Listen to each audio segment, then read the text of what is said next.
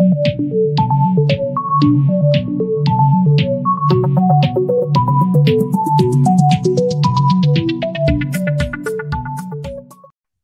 right, the Positive Gains is back today, and my special guest is Beyah Rasool, aka Coach Bey, senior defensive analyst for the University of Arizona football team.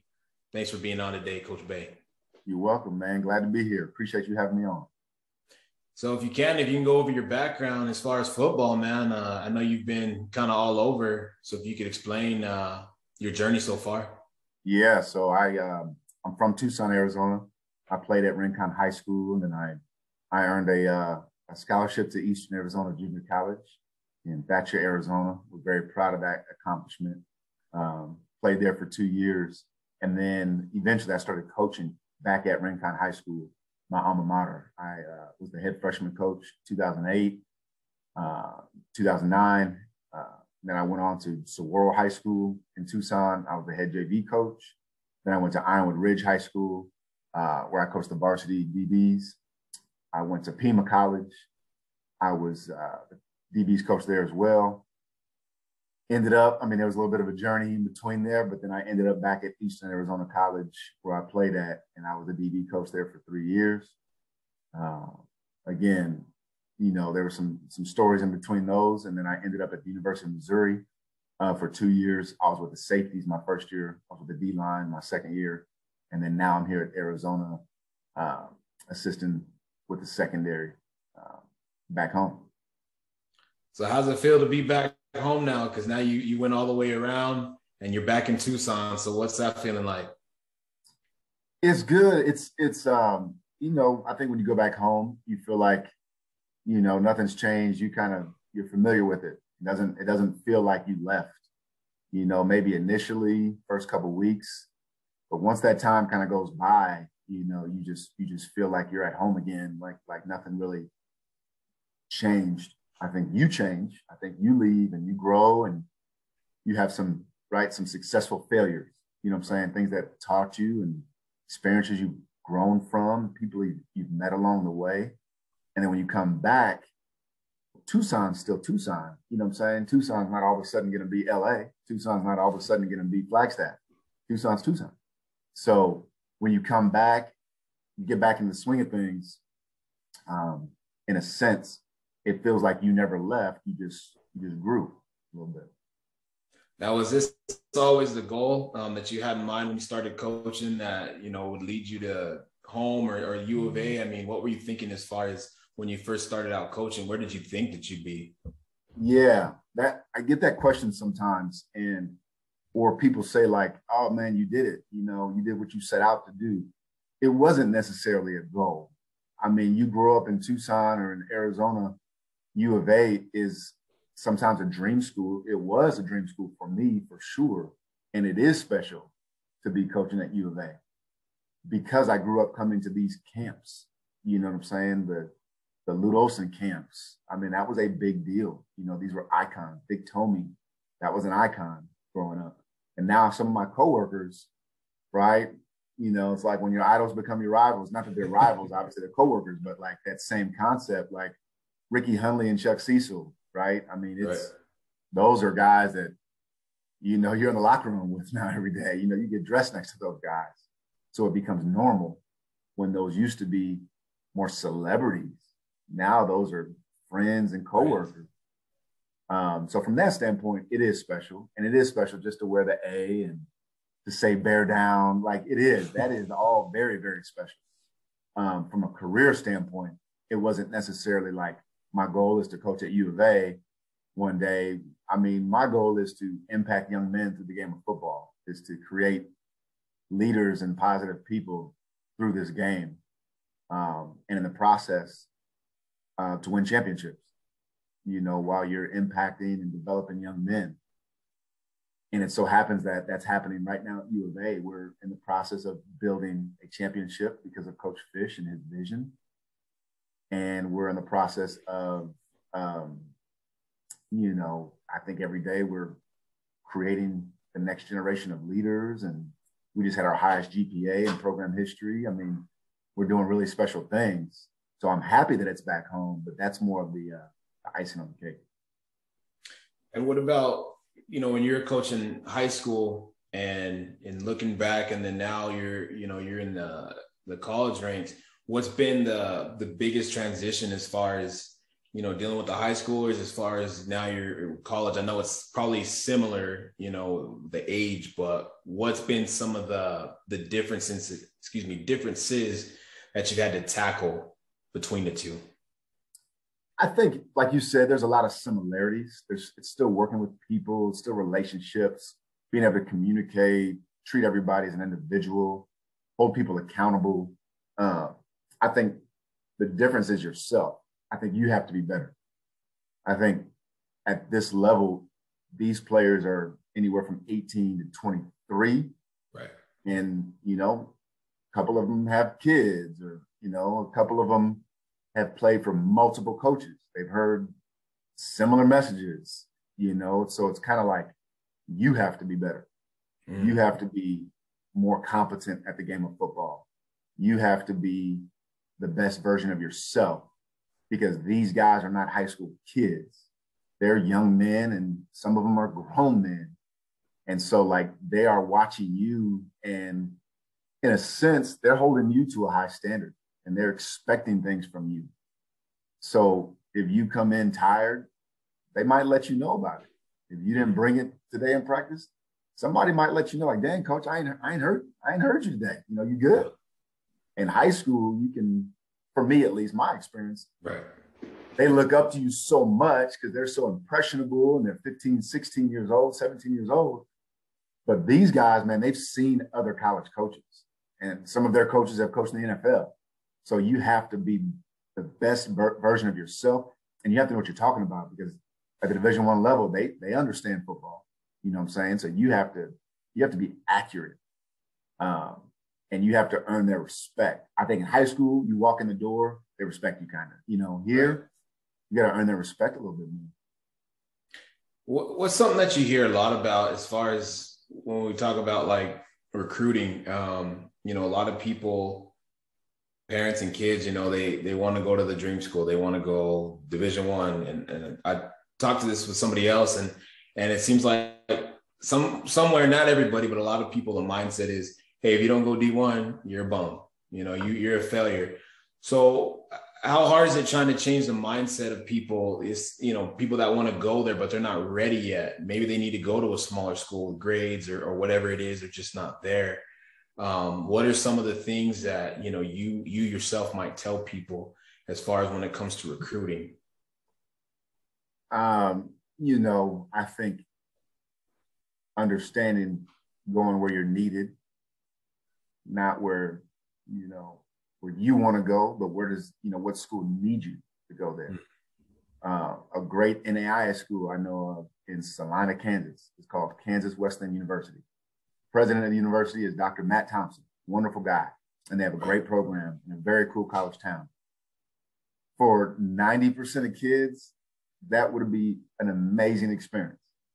True college town, first name basis, 13-to-1 student to teacher ratio in the classroom type of feel. You know what I'm saying? You can really go there and have a great college experience. Our college, the University of Arizona, is bigger. We might have more gear. We might be on TV, but your experience is going to be still a wonderful experience that's probably a lot better for you, Are you going to play at Oregon and at USC? No, but you're going to play at a stadium where the Kansas Wesleyan football team is the biggest show in town.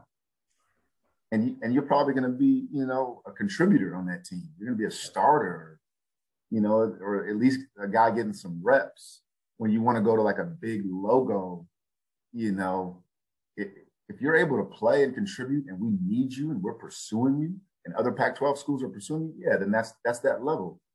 But if not, man, go somewhere where you want to be wanted. It's like everybody wants to date the prom queen, everybody wants the most popular gal in school, when the reality is, man, go, find that girl that loves you for you and wants to support you. That's, you know, everybody wants the prom queen. Yeah, everybody wants to go to the U of A or the Pac-12, right? But does the Pac-12 want you? You know, if they don't, you got to be real with yourself and say, you know what? Maybe Ottawa University would be a fantastic experience for me with great men. You know, maybe Arizona Christian is going to align more with my values, and they need me to come in here and be a good player for them. That is probably, you know, to me, I think it's tough though, right? I think when you're in high school, as you and I were, it is hard to understand that and to grasp that, right, because of marketing, right? When you turn on the TV, you see Arizona bear down. You don't see Arizona Christian Firestorm. But take away the fluff, man. Take away the marketing. Take away what you see on billboards and just find a place that fits you and that needs you and go have an incredible experience. And then, like a lot of people say, when you're in your 30s and 40s, man, like nobody's asking you, like, did you go D1? They're saying, like, oh, you played college football. Tremendous. Right. Did you get a degree? Oh, you did? Okay, great. You know what I'm saying? Like, what matters changes over time.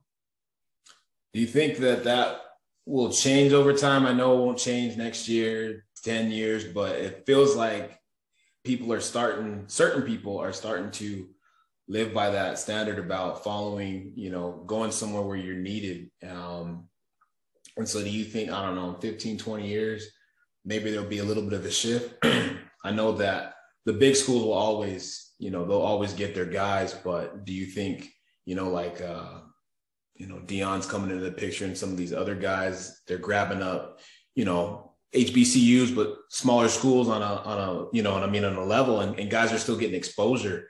So do you think we're going that way in 15, 20 years? My opinion is, you know, it's never going to be a drastic shift. I don't think it's going to be a huge, you know, monumental change from a fundamental standpoint. But I think when you look at the NIL deal, the name, right, image, and likeness, to where, you know, a lot of times, I've been at the junior college level where you get to hear all these schools come in and recruit your players. And some guys would say, like, hey, why would you go to a group of 5 school when you come to this Power 5 school and your scholarship checks are bigger and your cost of attendance check is bigger and, you know, you get more resources? Well, the NIL kind of evens the playing field a little bit, because now you can go to a D2 school, and if there's an NIL deal for you, or if you are in a small college town and you're the man at your D2 school, dude, you can make more money than the scholarship guy at the Power 5 school. You know, I think that kind of throws a wrench in things. I think Deion is unique because, in my opinion, he's the best player to ever play the position. And he's at an HBCU where he's offering a different experience, a unique experience to say, hey, if you're a person of color, you can come learn more of your culture while playing for a guy who's a Hall of Famer. Right. I don't know how many more times that can be duplicated, because I think Deion is Deion, right? There is no other prime. There's only one prime time. Right. You know what I'm saying? So I think it would take another, you're going to have like a Tom Brady, right? Go be a head coach somewhere to replicate that. You know, he's a true GOAT at what he is. But I think the NIL is going to even some things out. But even then, you still have the big schools that might have more access to more NIL opportunity. Right. You know what I'm saying? And then the other thing is, I think the transfer portal is going to change things, because Division I schools are going to just look to add other Division I players. Yeah. You look at Alabama just signed a Georgia receiver named Jermaine Burton. Just saw it, yeah. Right? Yeah. Well, instead of them grabbing a junior college kid like they have in the past, or instead of them getting another high school kid to develop, they'll just go get a proven guy. Like free agency. It's more free agency. You know, if you're thinking like in terms of professional sports, it's more free agency rather than the draft. Right. everybody is thinking, hey, I'll just go sign the best free agent. Texas State University, very good school, very good football program with good coaches. I heard they're going entirely transfer portal. Wow. Their whole class is going to be guys that have already played football. I know a buddy of mine who is the pass game coordinator at Tarleton State, Adam Austin, who played quarterback here at Arizona back in the day. They're looking for transfer portal, and they're looking transfer portal guys that have had production. Not just transfer portal, but guys that have actually statistics. You know what I'm saying? So I do think there's changes, but then at the same time, the blue bloods are still going to be blue bloods, Yeah. I think, yeah. But I love what those schools are doing. I love that, you see like Howard University getting like a top basketball player in the country. Yeah. Deion getting Travis Hunter, number 2 recruit in the country. Like, I think it's awesome because all those other places have that exposure now. And now kids are like, man, I can go to Jackson State and have a hell of a career. I think it's incredible. Now, what about, the Thatcher area? Obviously, you was down here, so it's a small area. That Safford, Thatcher, Pima. I think a lot of times kids have the aspirations to play in college, but they get caught up with either their mental psyche, like they psych themselves out. They're not sure of what they want to do. So, and you hear a lot of times that, I'm a small town guy. I'm not going to be able to get exposure or compete with guys in, 4A, 5A, even 6A. So what advice would you give to somebody playing, and they want to obtain a scholarship? Like we talked about, it doesn't have to be a Division I. They just want something that's not going to put their parents in debt. What steps do they need to take to ensure that might be a possibility for them? Yeah, I do think that, good college coaches, good high school coaches, which there are a lot of them. I do think it's a responsibility that high school coaches have to promote their players, and to reach out to colleges that are realistic for that level, for that talent. Yeah, I do. I think there are, I personally like to, be cautious of all the recruiting services and spending all that money. I think Twitter is a heck of a resource, a heck of a tool to use to get out there.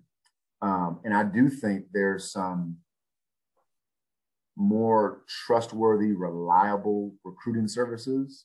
I'll pull up a guy here, and I think everybody that deals with this guy, he's called My Recruits.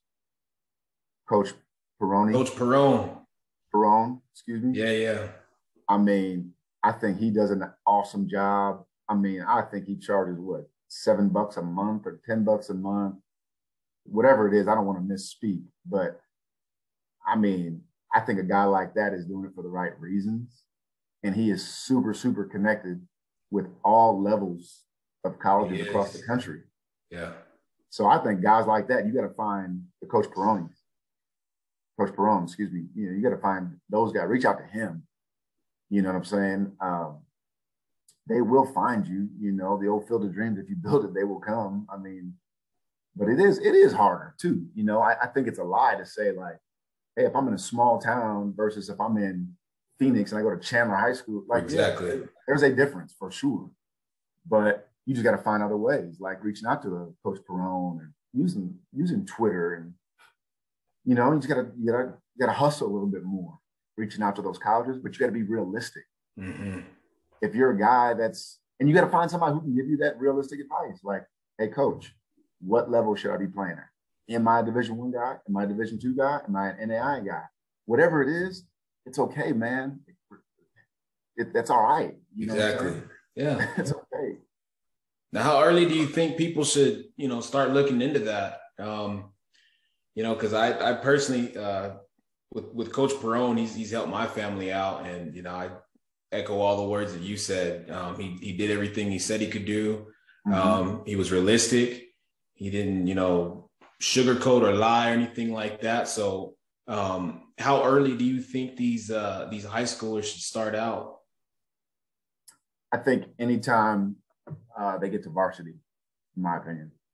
Like me personally, I don't necessarily want to see JV film, freshman film. Those are important years. Those are the formative years. But you really want to evaluate from a college standpoint.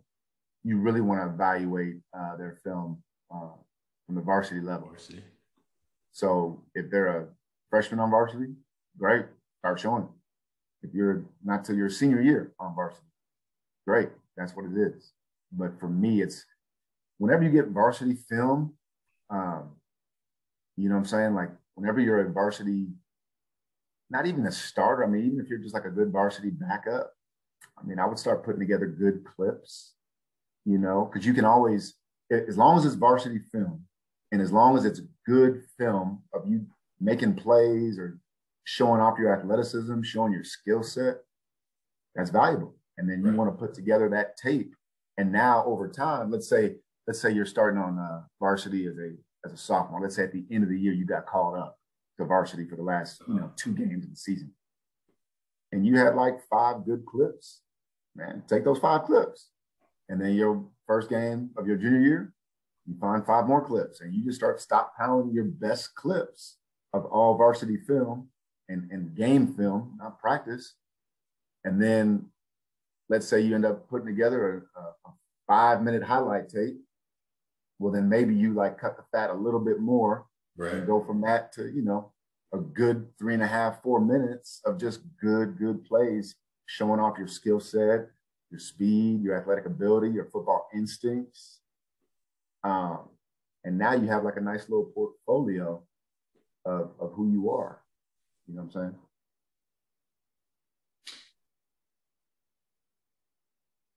And so I guess my last question is social media with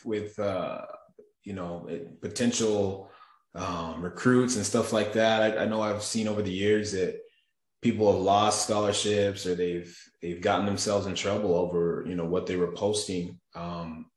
How important, do you guys stress that to people that, hey, your social media is a direct reflection of yourself and your family. So how important is that stress to the younger generation with all the social media out there now? To be honest with you, me personally, I don't stress it to recruits. I just observe it. Right. And it's really like it reveals a little bit of not who they are, because they're still kids, it's not like man, that's who you are and you're a bad person. No, it ain't all that. You know what I'm saying? Like me and you, man, hey, if there was Twitter and Instagram back in the day, they might have thought we were some bad dudes too. So yeah. I'm not, saying it like that, but I do use it as a chance to just like observe and allow it to just kind of reveal where their head's at. Right. And sometimes, to be honest with you, because there's so many players that you're evaluating, it's just when you see it, you just kind of move on. If it's too negative, if there's too much of this, too much of that, to be honest, you don't have a lot of time to coach them through it and to say, hey, man, this is what's up. Like they have family members and high school coaches to do that. We're in the business of evaluating prospects as people, as players and students, and finding the best fit for whatever school that we're at. And so to me, it's just more of like, you get to see like what a player is all about, where their head's at a little bit. And if it's not where you kind of need it to be, if it's not what you're looking for, then they're off, you're not recruiting them. Move on. But it's important. Yeah, it's an important tool. Got to use it the right way. And one more really last question. No rush. The bombarding. I mean, do you get bombarded left and right? I guess obviously you have a normal life and And a lot of people want to piece the pie. Hey, my kid this, my kid that, or even potential people. Look at my film. Did you look at it? How often are you getting, hit up, and how do you deal with separating the two? Yeah, man. Yeah, it's a tough question because you probably know the answer. Like it's yeah, you do get, the Twitter DMs, the IG DMs, when it's people that you're not following, goes into that other folder. Yeah, that's a big number every day. And you just can't get through it all. What I try to do is, to be honest with you, I try to look through it every now and again and look for coaches that have contacted me. Because usually, I was in that same, position where I was reaching out and throwing my film out to everybody. I'm like, hey man, look at, Alabama hit me back. Like, nah, they just had like somebody respond to you, but that doesn't mean they're interested in recruiting you. So I did the same thing, in high school and when I played JUCO, I did the same thing. So what I try to do is just look through to save time and be more efficient. I try to see like which ones were coaches and then try to like look through those and then either give them to like a recruiting department. Here's some names to evaluate, kind of for them to vet or filter through, or just do it myself sometimes and check it out. But yeah, I think guys have a better chance at contacting people that work in a recruiting department, one, because their job is to just evaluate film. Like their job is to take the wider net and to bring it down, to a smaller. So I would more contact recruiting department people, you know what I'm saying? And then I would also have my coach reach out. Like if you really feel strong that you're a Division I player, talk to your high school head coach and say, Coach, do you have some guys that you personally know that you can really get my film in front of?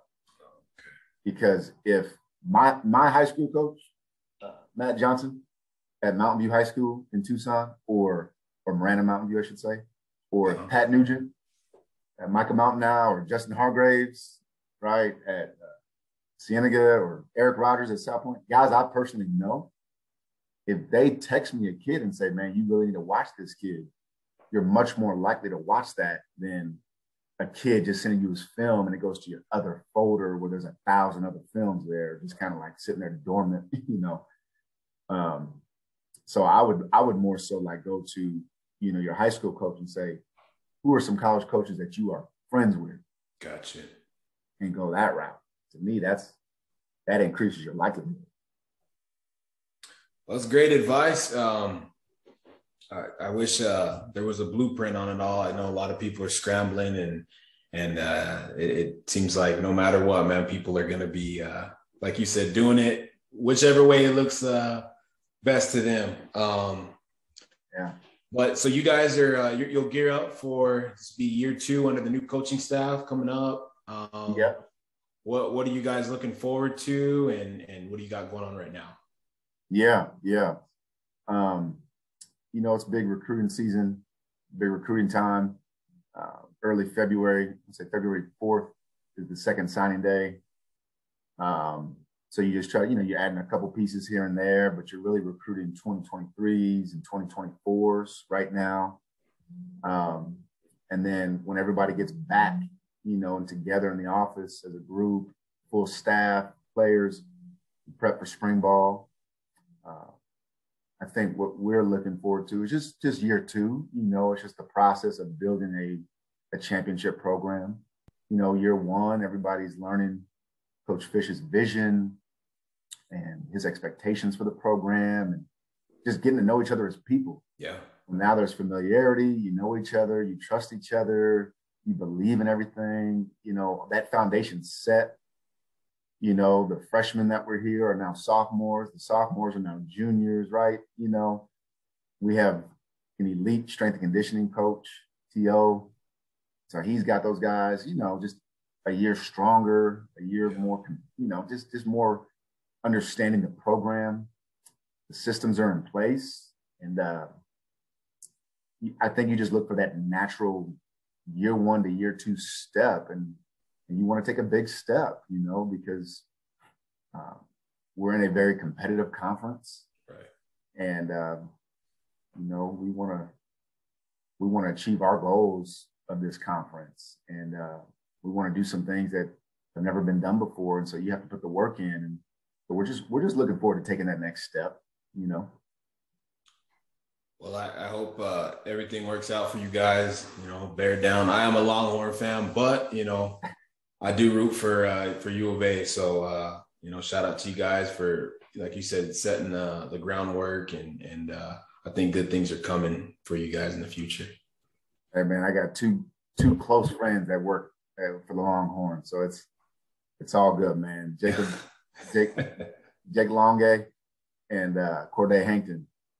So we're all love for the Longhorns. But yeah, I think Coach Fish is truly building not only a great football team, but a great program, a great team that's going to support the city of Tucson, the community. Our graduation rates are going to be through the roof, and our GPA and our community service, and the wins are coming. It's just, I think Coach Fish is building a successful, complete program, which is really cool. Again, we already broke the GPA record once. Now we've set the new bar. So we want to have elite students, community members, fathers and husbands, and but also champions. Right. So I feel like it's coming. The work's been put in. We got the right head coach. We got the right leadership in place. So now we just got to execute every day. Every day. Again, Coach Bey, I appreciate you being on. Again, thank you for taking time out of your busy day. And again, hats off to you and the rest of the coaching staff, and keep up the great work. And can't wait to see what happens next year. Definitely, man. Appreciate you, man. Bear down. All right. Thank you. Thanks.